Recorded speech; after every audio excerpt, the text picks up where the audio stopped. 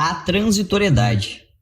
Esse ensaio foi escrito por Freud em novembro de 1915 e publicado em 1916 a convite da Sociedade Goethe de Berlim, para um volume comemorativo lançado no ano seguinte sob o título de Das Land Goethes, o país de Goethe. Esse volume enfeixava grande número de contribuições de autores e artistas conhecidos, passados e atuais, como von Bülow, von Brentano, Ricardo Huch, Hoffmann e Liebermann. É interessante notar que esse ensaio foi escrito no contexto da Primeira Guerra Mundial, seu segundo ano, e que ele também faz referência à teoria do luto contido em Luto e Melancolia, um ensaio que Freud escrevera alguns meses antes, mas que só foi publicado 2 anos depois. Algum tempo atrás, fiz um passeio por uma rica paisagem num dia de verão, em companhia de um amigo taciturno e de um poeta jovem, mas já famoso. O poeta admirava a beleza do cenário que nos rodeava, porém não se alegrava com ela. Perturbava o pensamento de que toda aquela beleza estava condenada à extinção, pois desapareceria no inverno, e assim também toda a beleza humana e tudo de belo e nobre que os homens criaram ou poderiam criar.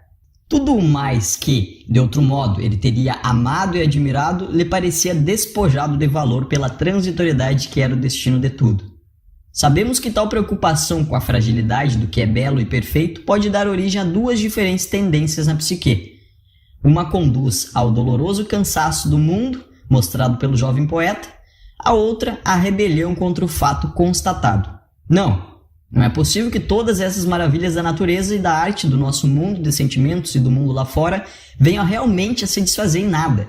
Seria uma insensatez e uma blasfêmia acreditar nisso. Essas coisas têm de poder subsistir de alguma forma, subtraídas às influências destruidoras.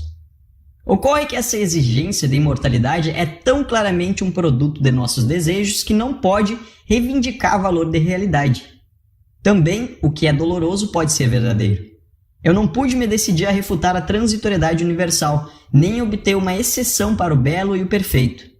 Mas contestei a visão do poeta pessimista, de que a transitoriedade do belo implica sua desvalorização.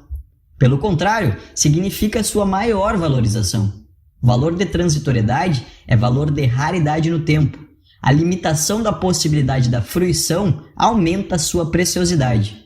É incompreensível, afirmei, que a ideia de transitoriedade do belo deva perturbar a alegria que ele nos proporciona. Quanto à beleza da natureza, ela sempre volta depois que é destruída pelo inverno, e esse retorno bem pode ser considerado eterno, em relação ao nosso tempo de vida.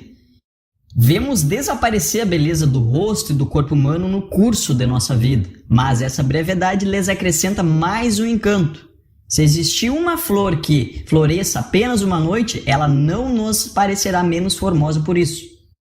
Tampouco posso compreender por que a beleza e a perfeição de uma obra de arte ou de uma realização intelectual deveriam ser depreciadas por sua limitação no tempo.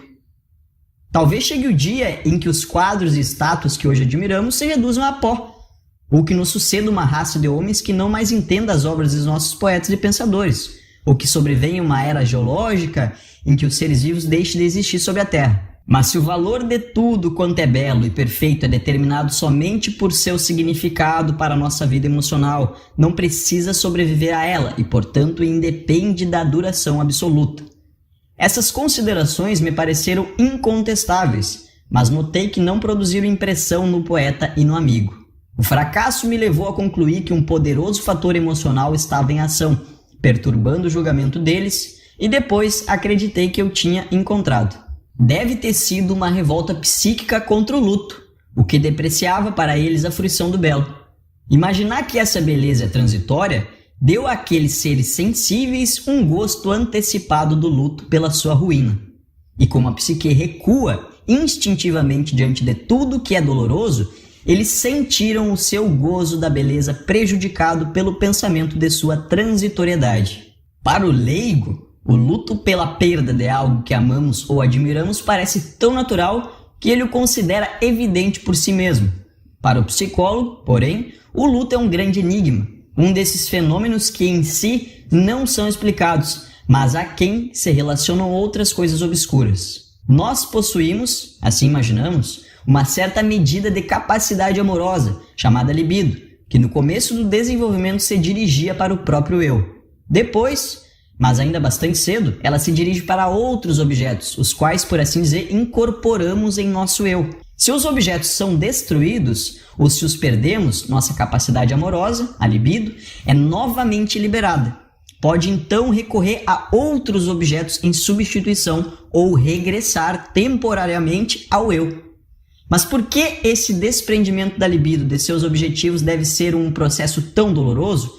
Isso não compreendemos e não conseguimos explicar por nenhuma hipótese até o momento.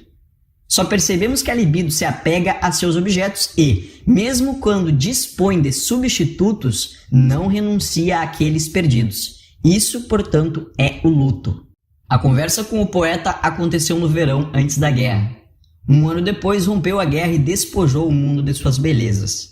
Destruiu não só a beleza das paisagens por onde passou e as obras de artes que deparou no caminho, mas destroçou também nosso orgulho pelas realizações da cultura, nosso respeito por tantos pensadores e artistas, nossa esperança de uma superação final das diferenças entre povos e raças. Maculou a altiva imparcialidade de nossa ciência, mostrou nossa vida instintiva em toda a sua nudez, liberou maus espíritos que existem em nós, os que julgávamos domados para sempre por séculos de educação através das mentes mais nobres. Tornou nosso país novamente pequeno e o resto do mundo novamente distante. Despojou-nos de muitas coisas que amávamos e revelou a fragilidade de tantas outras que acreditávamos sólidas. Não é de estranhar que a nossa libido, tão empobrecida de objetos, tenha se ligado com intensidade tanto maior àquilo que nos restou, que o amor à pátria, a ternura pelos mais próximos e o orgulho pelo que temos em comum tenham se fortalecido subitamente. E aqueles outros bens, agora perdidos, tornaram-se realmente sem valor para nós, por terem se revelado tão frágeis e sem resistência? Muitos entre nós pensam assim, mas afirmo outra vez. Creio que os que têm essa opinião e parecem dispostos a uma renúncia permanente, já que o precioso não demonstrou ser durável, acham-se apenas em estado de luto pela perda. Sabemos que o luto, por mais doloroso que seja, acaba naturalmente.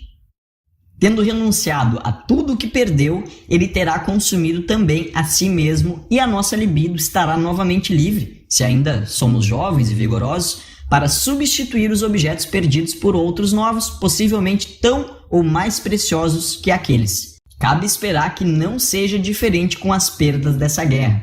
Superado o luto, perceberemos que a nossa elevada estima dos bens culturais não sofreu com a descoberta da sua precariedade. Reconstruiremos tudo o que a guerra destruiu e talvez em terreno mais firme e de modo mais duradouro do que antes.